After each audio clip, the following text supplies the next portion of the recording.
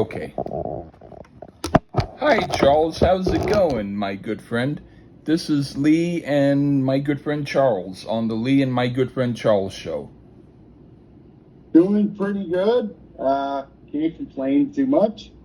Doing a review I suggested. Yep. A group out of Liverpool. Uh-huh. Not the Beatles. Yeah, you can say who it is, Dave. It's The Laws. The Laws, and it's self-titled, and it's their only album. Yeah. That might be a good thing or a bad thing. Yeah. We'll find out, I guess. Well, I had heard of them, and I thought that I hadn't heard anything by them. You sent me a song, and even though I saw what it was called, it didn't really register because I didn't think about it. I just remember hearing it. And then I was listening to the album, and then when this song came up, I thought to myself, I'm really hoping this isn't the song that he sent me, but it probably is. And sure enough. So wow. At least I know not to listen to a suggestion by him. So, Maybe.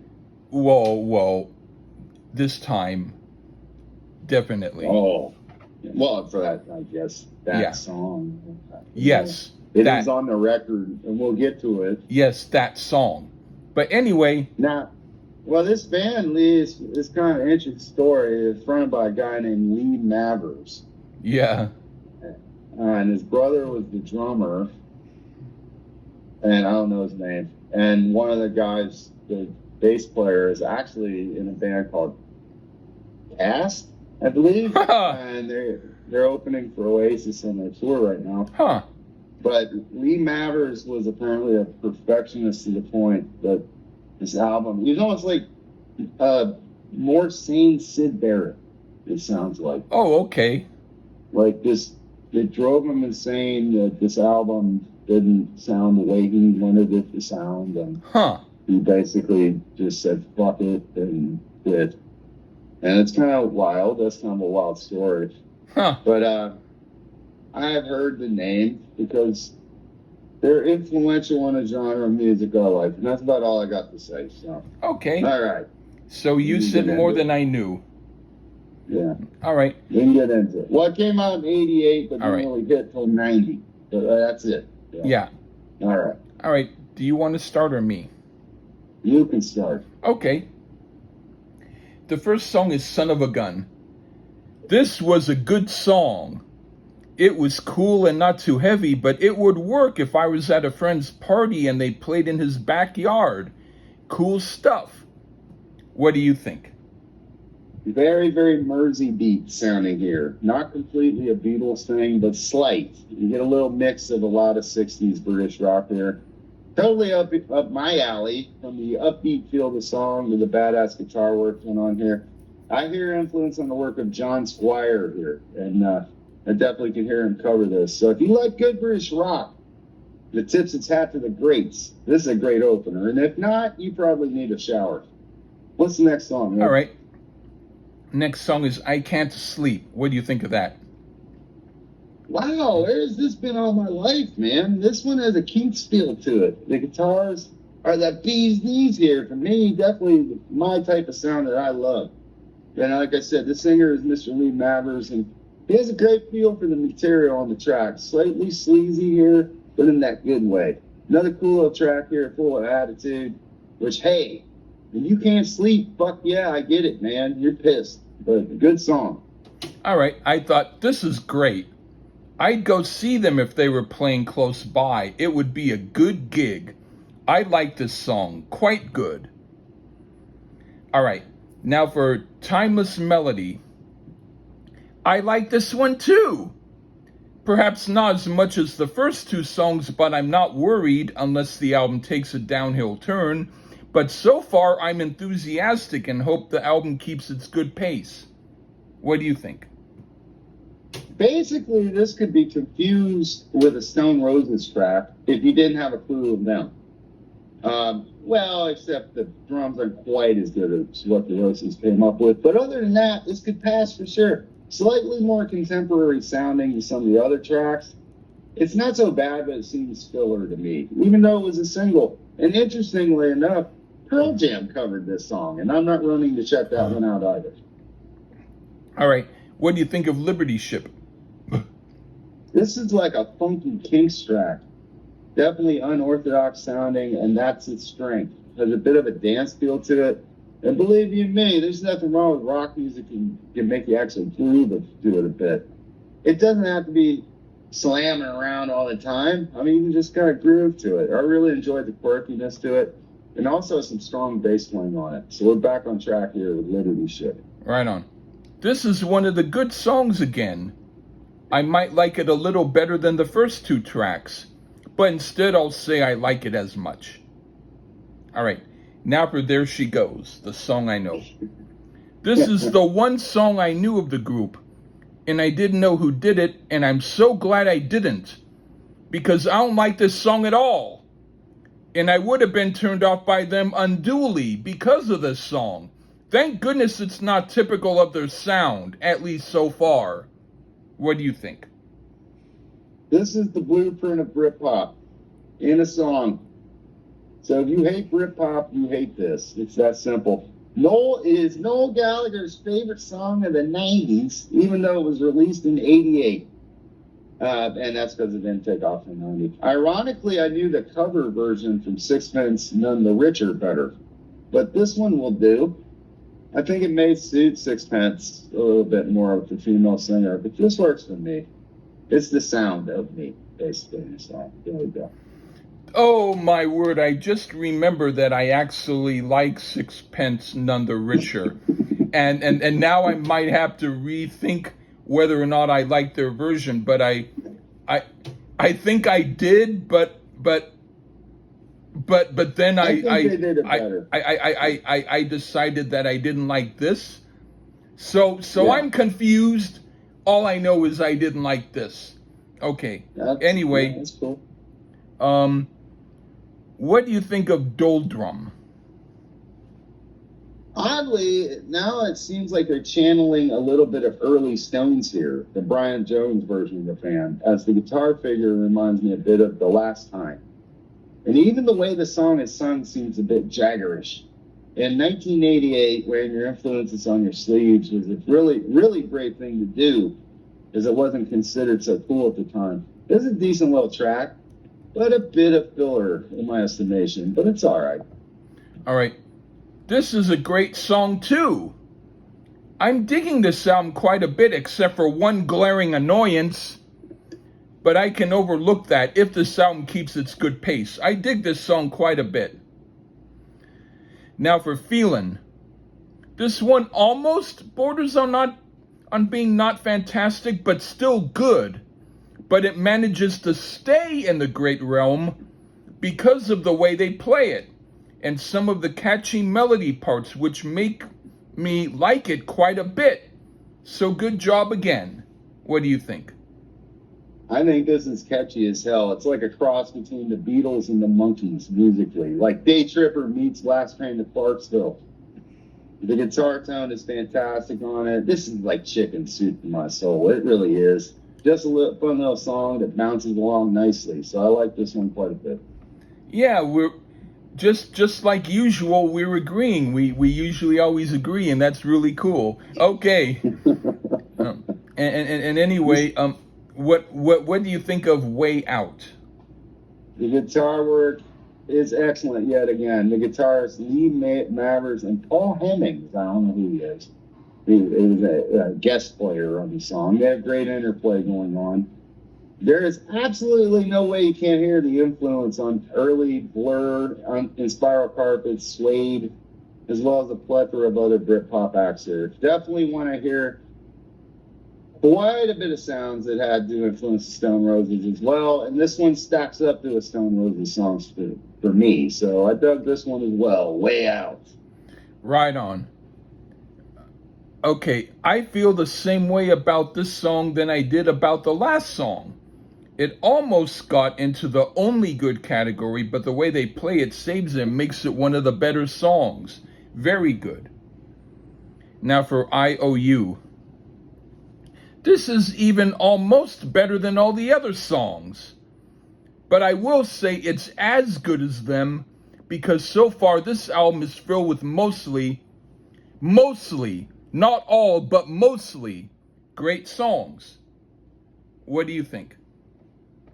The song fades in, so definitely a nod to the Beatles there. This one has a bit of a swinging flow to it. Plus, someone's telling you to eat your porridge.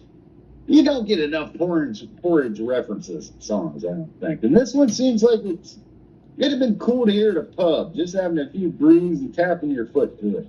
Nothing phenomenal here, but just a nice little toe tapper for the song. Right on. What do you think of Freedom Song? Man, more Kinks worship here, from song structure to the way the guitar is played. I like that little mock Spanish style playing going on. The singer sounds like he's attempting to have Mick Jagger sing a Kinks song. The little guitar solo is good here too, quirky and again fun. Pretty intelligent as well. This is a great track, and Noel Gallagher owes them royalties, as his song, The Importance of Being Idle, is practically a cover of this song. Oasis fans, check it out. He totally ripped them off there. All right, Luke. Okay. This sounds like a Kurt Weill song, and they do it well. And I don't dislike it, and I do think it works as a good change of pace on the album, but it doesn't make me love it as much as the songs I really do like the best. So it's not quite as great as those, but that's only a matter of preference because it's done as well as those others. All right, now for Failure. This is another of the very best songs on the album. This is one really good album, and I dig it, and I dig this song. What do you think? This one rocks pretty hard, actually. It has a bit of "Who Do You Love" type feel to it. So back into a more Stonesy type feel here due to that. I could guarantee you this one sounded excellent live.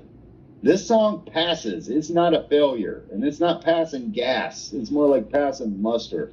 Love Failure. All right, what do you think of Looking Glass? Well, one thing that is cool as we close this album out, there is no fear of the acoustic guitar from Laz, that's for sure. It's featured on many songs throughout the album, and I like the little figures he's playing on the instrument. Longest song on the album, and hell, I hear an influence on Radiohead here, so now I know who to blame, because I fucking hate Radiohead. But this song would have fit in with other alternative tracks at the time. I suppose this is the showstopper song, or their attempt at it. But for me, it's unneeded on this album. It contrasts a bit too much from the shorter, more focused tracks, which were strong. This would have been better as either a standalone single or a B-side. It's an okay song, other than I don't think it should be on this album. But I did find this album enjoyable overall. And if you don't like this style of music, you know who to blame for Britpop. Go ahead, Lee. All right. So they close the album with the very worst song on the album that makes There She Goes a song I'd seek compared to this. It's like the stuff by The Who that makes me want to avoid those songs by The Who. Except these guys do it worse. I don't know why they put it on here, but at least they didn't include it in the middle, which would have screwed up the good flow quite a bit. The first 20 seconds I didn't mind, so it wasn't a total loss. But the song was yuck. Okay. So in essence, because I agree, Looking Glass shouldn't have been on this album. Yeah. I don't hate There She Goes the way you do, even though I think Sixpence None the Richer's version is better. But Yeah. this was surprisingly a pretty damn fine album overall, right, Lee? Yeah, and I was surprised. I thought that There She Goes and Looking Glass would have been the only two songs you liked. No. I have a certain sense of goddamn taste. Well, you don't always show it, but today you did, so thank you. No, I do more often than that. It's just... Well, maybe I just have an attitude. Maybe I just have a biased attitude and I think about myself too much. You got Neil Young hangover. That's all that is. We all don't like Mascara Sue, Lee. Well, you should. No, but That's overall, the I sort of honestly, stuff I would play to someone if I was 6 years old and dance to it, and they would look at me like I'm weird. or most in Nantucket. Well, okay, we agree on that. Yeah, this blew away in Nantucket. Yeah. So even with the two songs, I agreed about Looking Glass. Then Hey, There She Goes. You hit, but overall, this was a pleasant surprise album. And never mind all the Britpop references. It don't matter if you like good, just good, jangly. At times, it's a little skiffly too. I didn't really know that. There was some skiffly kind of sound. If you like that kind of sound, you'll love this album. Yeah. And it's a damn shame they only did one album. Leave Mavers. Come back out, make Yeah. some music, buddy. On a download, I have an album by one of the other guys in the group who I think did his version of this album. And I haven't heard it yet, but it was in a bonus thing. And if you want, I can maybe try and send it to you.